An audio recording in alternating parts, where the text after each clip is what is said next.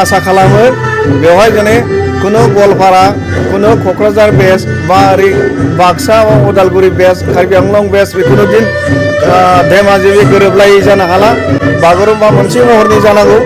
आरो बेयो कुनु सोलाय सोल' जानो मोना आरो कुनु अस्तादफोरा फोरोंगिरिफ्रा आलदा आलदा फोरोंनो मोना बे जोंनि रिकुवेस्ट बा जोंनि खावलायनाय दिनैनिफ्राय जों मोनगोन गवालपारायाव आलादा मोसानाय नुला आरो दिनैनिफ्राय जोङो कुनु माने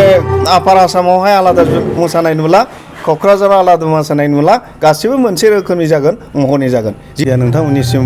आंनि गोरबोनि साबायखर आरो बरायनायखौ जासिबाय आरो दुलाराय खोनासंग्रा नायग्राफोरनिसिम आंनि खुलुमनाय सिबिनायखौ जासिहरबाय दा बागुरुम्बाखौ दिनैसो मानो वार्कशप खालामखो बिनि सिगाङाव जोङो बारबाय हामबाय बहुद खोनाबोबाय नुबोबाय मिथिबाय जे जोंनि जोनोमजों फैफानाय बुंजायो जे बागुरुम्बा ट्रेडिशनेल मोसानाय बा डेन्स बियो मोनसे समावहाय नेसनेल एवार्डबो मोनखांबाय बयबो मिथिगौ नङा होमबा आरो जोंनि मोनफ्रोमबो अकेजनाव मोसानाय मेल मिटिङाव मोसानाय नांगौ होनोब्ला गिबियाव मोसागिरि दिन्थिफुंगिरिफोरनिफ्राय बियो बागुरुम्बाखौ मोसा बारदै सिख्लाखौ मोसा दाउस्रि देलायखौ मोसा बे मोनथामानो बांसिन फैयो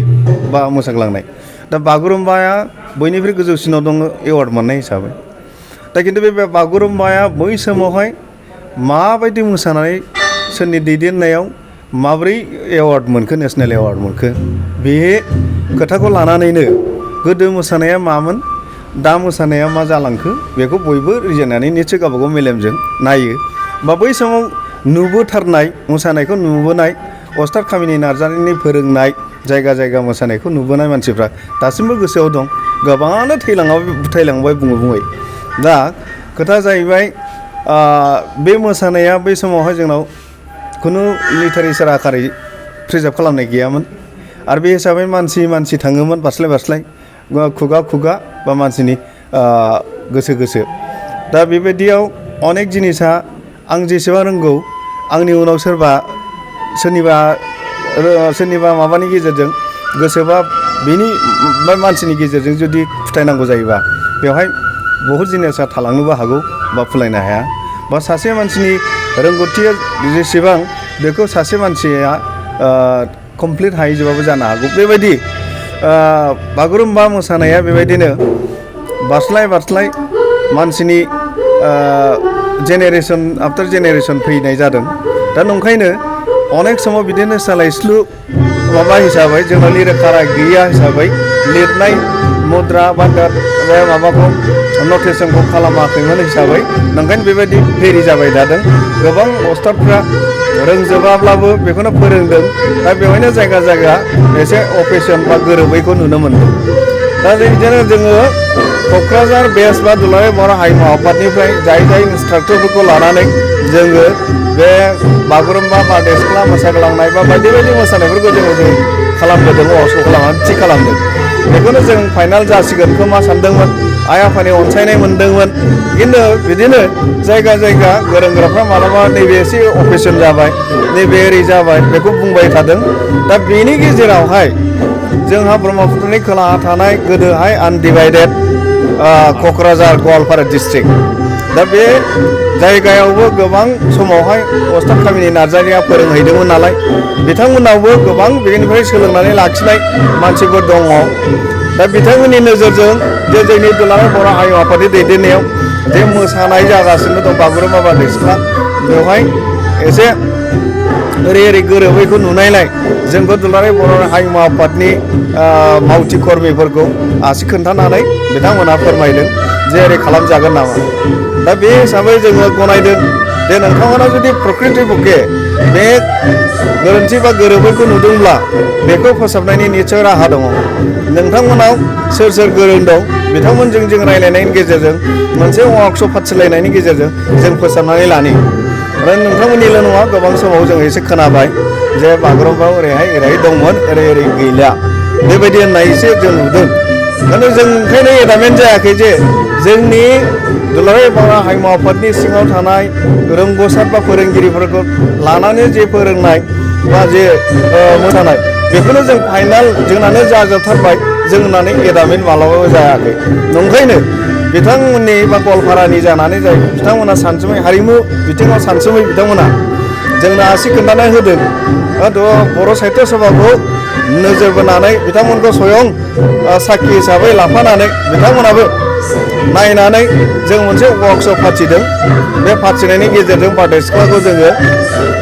फोसाबनानै लानो हाबाय दा ब्रह्मपुत्रनि सा खोलानिखौनो दिनैयै आगोलाव थांखि लाखानाय बादियै जों दिनैनि बे 18 अक्ट'बर बे अक्ट'बरखौ थिग खालामनानै बर' साहित्य सभानि बानजायनायाव दुलाराय बर' हारिमु आफाद गवालपारा जिल्ला बर' साहित्य सभा हारिमु सानसुमै बर' फरायसा आफाद गासै जयै जोङो बे जायगायाव दिनैनि Kokrajhar music and fine arts कलेजाव बे मावबादा हाबाफारिखौ जों लानाय जाबाय जों आसा खालामो बेवहाय दिनै कुनु गवालपारा कुनु क'क्राझार बेस बा ओरै बाक्सा बा उदालगुरि बेस कार्बि आंलं बेस बेखुनु दिन धेमाजि गोरोबलायै जानो हाला मोनसेयैनो जाजोबगोन मानो होनोबा दिनै जे फाइनाल जाबाय बागुरुम्बानि सायाव वर्कशप बा मावबादा जाबाय बाव सानसुमैखौ लानानै जोङो फोसाबगोन कारेक्सन खालामलायगोन बेनो फाइनाल जागोन आरो बे फाइनाल जानायखौ जोङो कयेक दिननि उनावहायनो माखासे साननि गेजेरावनो जोंनि बिटिआरनि चिफ मानगोनां चिफनिफ्राय जोङो स्पन्सर खालामनानै 6 दिनिया बा 7 दिनिया जोंनि जुनियर आरो सिनियर 40 जनिया सिनियर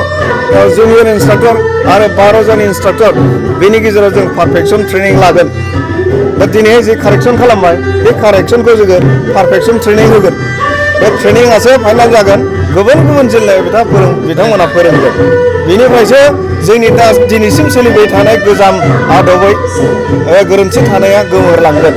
दा बेखौ जों आसा खालामनानै जोंनि गेजेराव बर'नि मोसानाया बागुरुम्बा मोनसे महरनि जानांगौ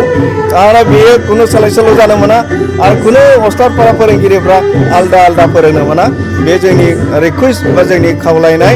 दुलाराय बर' हारिमु आफादजों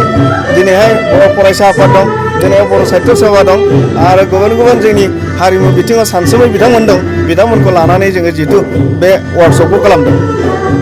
बागुरुम्बानि सायाव जों गले गले वार्कशप खालामनो हायाखै दा दिनैनो जों हागोन होननानै आसा खालामदों खारन दिनैनो हायेस्ट फरामनि सानसुमैफ्रा दंफैखायो आरो बेनि गेजेरजों जोङो